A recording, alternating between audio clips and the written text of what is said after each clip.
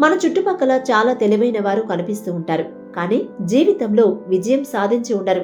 కాకపోతే జీవితం గురించి గొప్ప గొప్పగా మాటలు చెప్తారు. మరి నువ్వెందుకు అలా ఉన్నావు అని అడిగితే ఆలోచన చేశా, కానీ ఆచరణలో పెట్టలేకపోయానని చెబుతారు. అంటే వారు కష్టపడకపోవడమే వారు జీవితంలో వెనక్కి ఉండిపోవడానికి అసలు కారణం. తెలివి ఉన్నంత మాత్రాన విజయం రాదు, దానికి కష్టం కూడా తోడుగా ఉండాలి. మనందరికీ తెలిసిన విరాట్ కోహ్లీ గురించి ఓ విషయం చెప్పుకుందాం.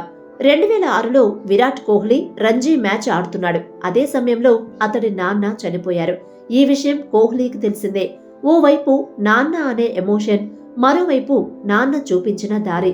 ఈ సమయంలో కోచ్ కోహ్లీతో మాట్లాడాడు. ఇంటికి వెళ్తావా, ఆడగలవా అని బాధను దిగమింగుకొని ఆట మొదలుపెట్టాడు కోహ్లీ.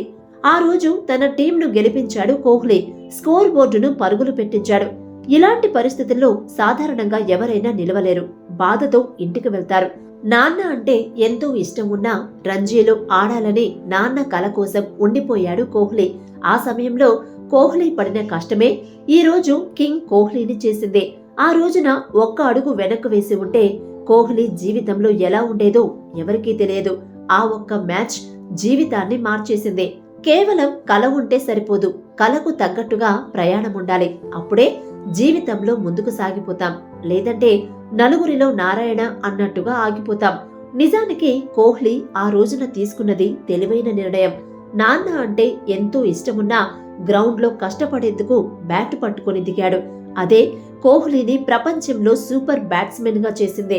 చాలా మంది జీవితంలో ఇలాంటి పరిస్థితులు వస్తాయి. మరికొందరికి వేరే పరిస్థితులు రావచ్చు. తెలివితో విజయం సాధించలేం, దానితో పాటుగా కష్టం కూడా ఉండాలి. అప్పుడే విజయం నీ ఇంటి అడ్రస్ వెతుక్కుంటూ వస్తుంది. కష్టాలు కలకాలం ఉండవు. చీకటి వెనుక వెలుతురున్నట్టే కష్టం వెనుక సుఖం ఉంటుంది. మంచి రోజుల కోసం పోరాడాలి. తెలివుంది కదా బతికేస్తాం అనుకుంటే బతికి ఉంటాం అంతే. నువ్వు పెట్టుకున్న కల దరిదాపుల్లోకి కూడా వెళ్లలేవు. గొంగళి పురుగు తన జీవితం అయిపోయింది అని బాధపడేలోపే అందమైన సీతాకోక చిలుకలా మారి స్వేచ్ఛగా ఎగురుతుంది. మనిషి జీవితం కూడా అంతే. కష్టాలను దాటితేనే అందమైన జీవితం ఆహ్వానం పలుకుతుంది. కొత్త జీవితం మొదలవుతుంది.